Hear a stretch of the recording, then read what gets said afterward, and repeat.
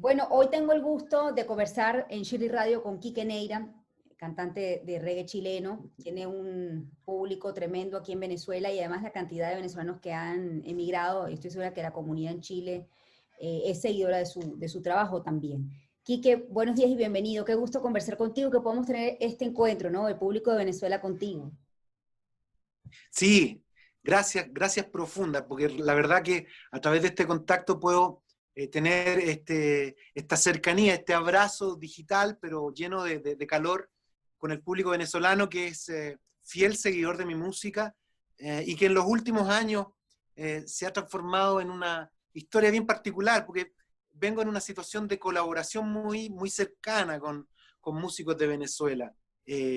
Ocurre que el baterista de mi banda en los últimos años es venezolano, Joseph, que es como son los músicos venezolanos, muy talentoso y que tengo la suerte de haberlo reclutado para mis filas, para mi batallón. Y estamos ahí haciendo música, todas mis últimas grabaciones son con él, entonces imagínate la alegría grande que me produce poder acercarme a través de este contacto con los venezolanos, muy grato. Ya sabemos ahí que en tu música está Venezuela. Fíjate, Sí. Quique, estuve leyendo tu historia, sobre todo cuando surge ese deseo o esa locura, como en algún momento habrás dicho o has dicho, de hacer música y hacer reggae, pero sobre todo en el contexto de país donde se te ocurre hacer esta locura. Estamos hablando que estaba la dictadura de Pinochet, tú tendrías 15 años, más o menos, 14 años. Es decir, no era un contexto de libertades y tampoco era un país que estaba abierto a este tipo de ritmos, ¿no? Claro. ¿Cómo fue ese intento? ¿Qué tan complejo fue, si es que lo fue? Y si al final pues tú pensaste que esto iba a poder ser tu forma de vida. Claro, mira, como la canción de Phil Collins, Against All Odds, mi carrera partió contra todos los designios, porque todo hacía pensar que no lo iba a lograr, porque no habían antecedentes de músicos en mi familia, yo soy el primer músico oficial de la familia. Me toca nacer en un país después que venía saliendo de una dictadura de 17 años, una dictadura sangrienta, y que no solo asesinó físicamente a muchos compatriotas, incluidos muchos artistas, sino que también de alguna manera eh, asesinó la cultura, la actividad cultural. Hubo un apagón cultural en Chile muy grande durante la dictadura y, por supuesto, al terminar la dictadura, las consecuencias de ese apagón cultural eran enormes. Mm. Entonces eso hacía que el escenario, la posibilidad de proyectar una vida en la música, en la cultura, a principios de los años 90, que es cuando yo parto, era, era muy improbable lograr, ¿verdad?, un éxito. Y a eso sumarle mis circunstancias particulares, que en mi familia no había mucho antecedente, y que además, como si todo eso fuera poco, yo me decido a hacer una música que en Chile no tenía historia, que era el reggae, que no tenía historia en Latinoamérica en realidad. No había antecedentes, a pesar de que la música reggae estaba inserta ya en el oído, porque bandas como Los Prisioneros, que son la banda número 1 de Chile, ya había incluido en algunas canciones importantes de su repertorio el ritmo del reggae, pero la gente no sabía que era reggae, no lo conocía.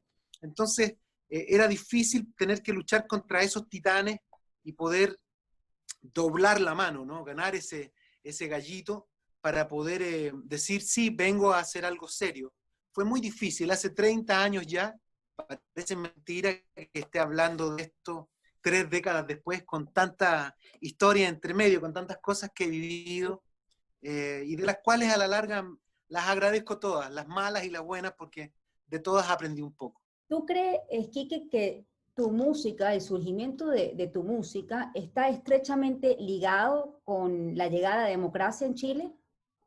Claro, sí, pues, sin duda, porque yo me tomo del reggae precisamente porque me doy cuenta de que las canciones del reggae, muchas de las canciones en el reggae, hablaban de las mismas temáticas de lo que se hablaba en Chile eh, por parte de los músicos que estaban haciendo la resistencia cultural para nuestro país. Grupos como Sol y Lluvia, Inti Illimani, Iyapu, Los Prisioneros, Chuenque y Nilo, etcétera, son tantos. todos ellos hablaban de una realidad que también era mencionada y era muy importante en las temáticas del reggae.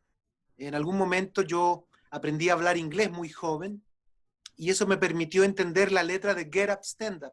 Por ahí en algún punto del año 87 escuché esa canción de Bob Marley and the Wailers. Y cuando yo escucho Get Up, Stand Up, yo digo, wow, esta canción podría ser perfectamente inspirada en lo que vivo aquí en Chile.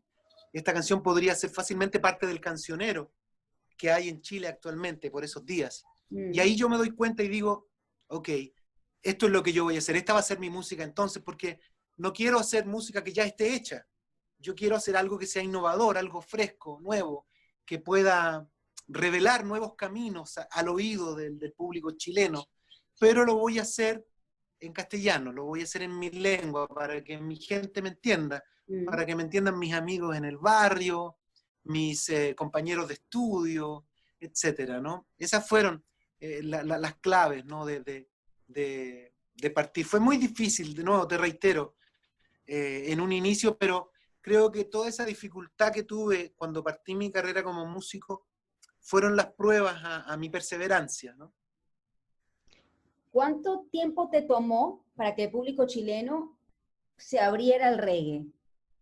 Porque además, fíjate tú, no estamos hablando estamos hablando de un público que le era desconocido ese ritmo y bueno, prácticamente eras tú poniendo el rostro, ¿no? No solamente en el caso de Chile, sino incluso iniciaste un camino que recorrió toda Latinoamérica.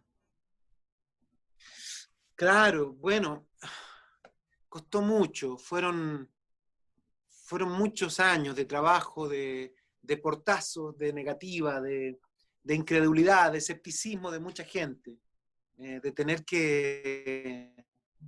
de tener que golpear muchas puertas sin que se abrieran finalmente. Sí.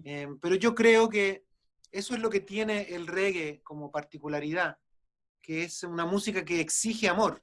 Tú tienes que amar el reggae, tenés que estar profundamente comprometido con esta música para poder cultivarla, para poder desarrollar una carrera en torno a ella. Fue esa convicción, ese amor, el que me impulsó cada vez que alguien me decía que no, era el amor por la música reggae lo que yo decía, no, yo voy a seguir adelante, yo tarde o temprano se va a lograr. Más o menos desde que partí, habrá tomado una década, más o menos desde que yo inicié mi carrera en la música, pero contando todo el tiempo que el reggae, desde que el reggae nace, al reggae le tomó lo que le tomó en el fondo al reggae en salir al mundo desde principios de los 70. ¿Cuál fue el tema o el álbum que crees tú que marcó un antes y un después en tu carrera?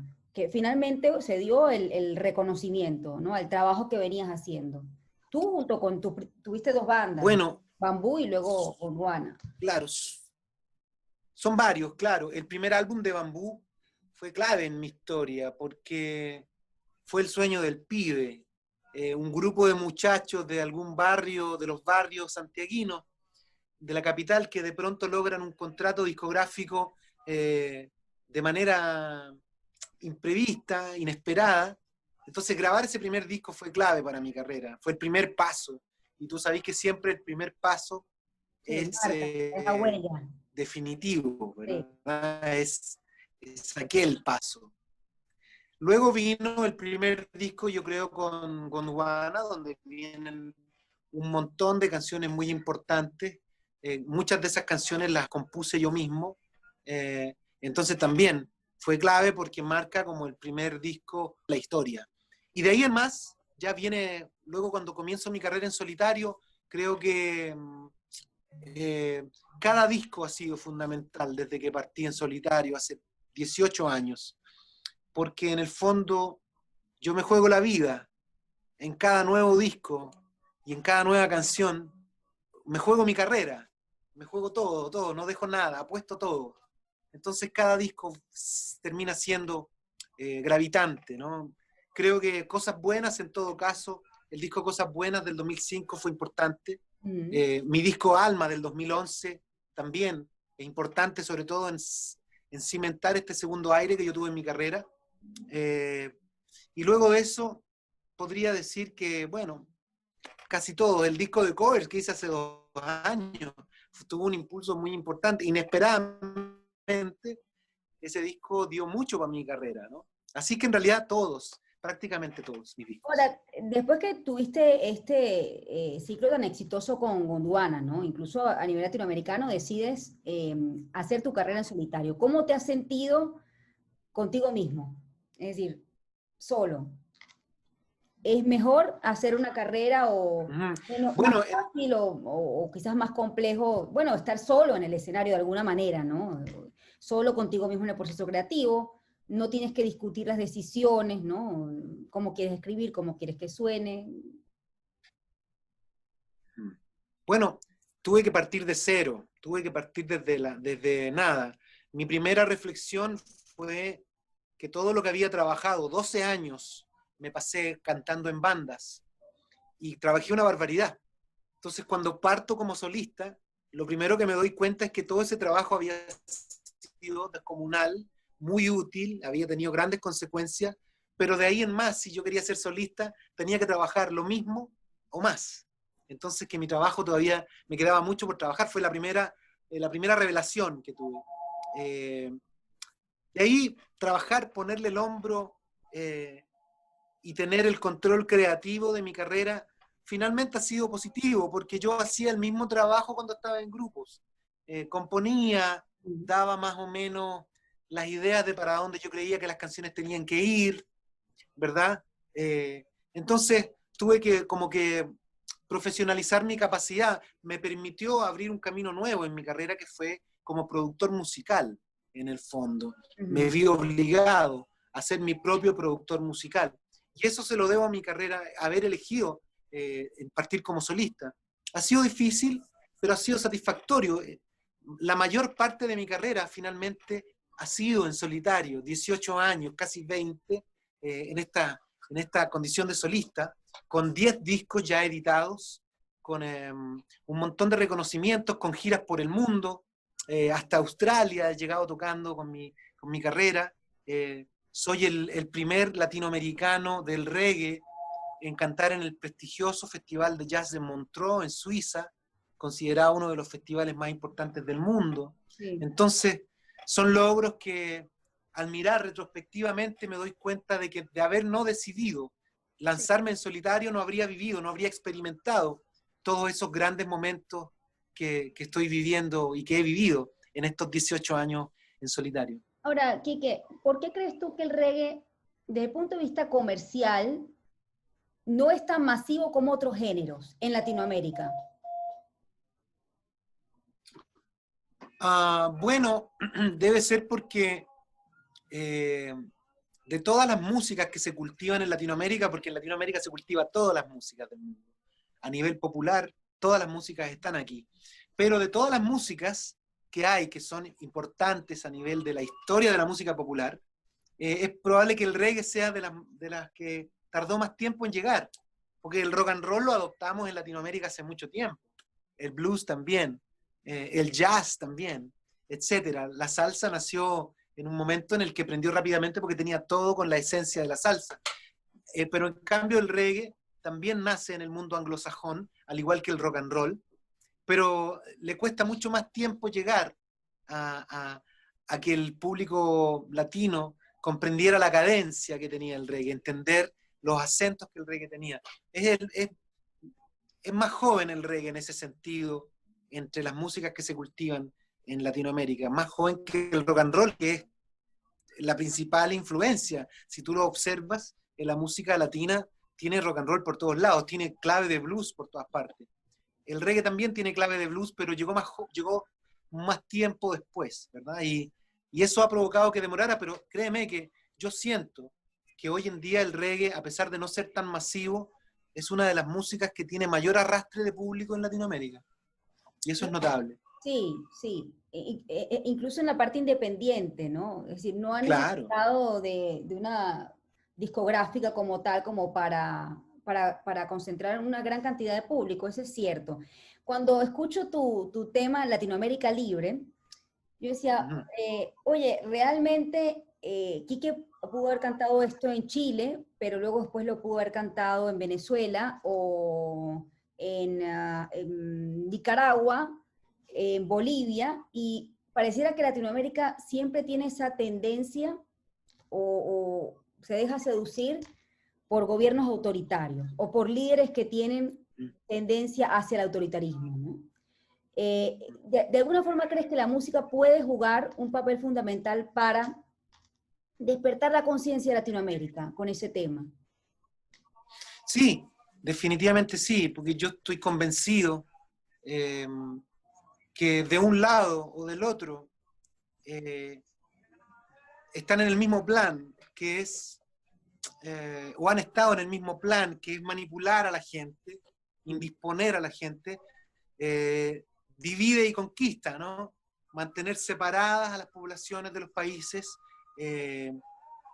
para predominar en su dominio y hacer su negocio.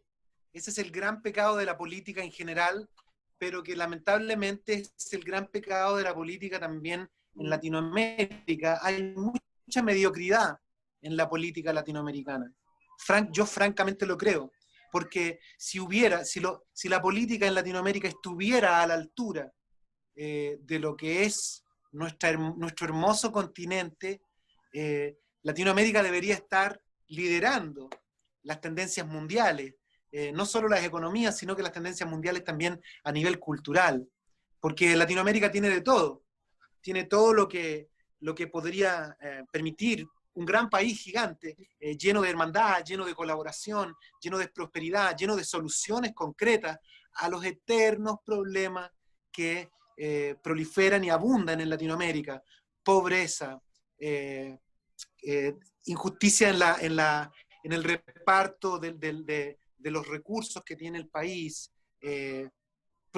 discriminación en la educación, salud pública, etcétera. Son tanto las problemáticas que son los fantasmas y los males que afectan a todos los países de Latinoamérica. Por eso canto Latinoamérica Libre, porque creo que tenemos que liberarnos en Latinoamérica del sesgo ideológico para poder generar avances concretos en nuestra sociedad. Eso es lo que necesitamos. No necesitamos dominio ni manipulación política. Necesitamos que la gente sea protagonista, necesitamos de liderazgos genuinos que tengan presente servir a la población y no servirse de la población, que ha sido el vicio de la política en general hasta este punto desde hace mucho tiempo en Latinoamérica, e insisto, de un lado y del otro, no pasando por el centro. Eso es lo que hay que terminar. Más bien, y ahí agrego para finalizar, que eso sí, yo creo que estamos en una época en la que estamos en un despertar. Siento que estamos en un despertar en el que la gente empieza a darse cuenta de que no es ni un lado ni el otro, y que en realidad es el ser humano el que importa, que tenemos que llegar a entender que de la divergencia de opiniones es como podemos construir una mirada futura, no de la intolerancia, no de la censura al que no piensa como uno, no del castigo al que no piensa como tú, sino más bien al análisis profundo y a la fusión, a la matización de las opiniones para poder tener conclusiones que den respuesta a todas las opiniones, a todas las realidades. Nadie sobra en el mundo, todos somos importantes. Fíjate que así como tienes Latinoamérica Libre, pero también tienes temas de amor, armonía de amor, bueno, felicidad, que tiene que ver también con un estado óptimo de bienestar o de la vida. Es decir, ¿tú crees que tú has escrito siempre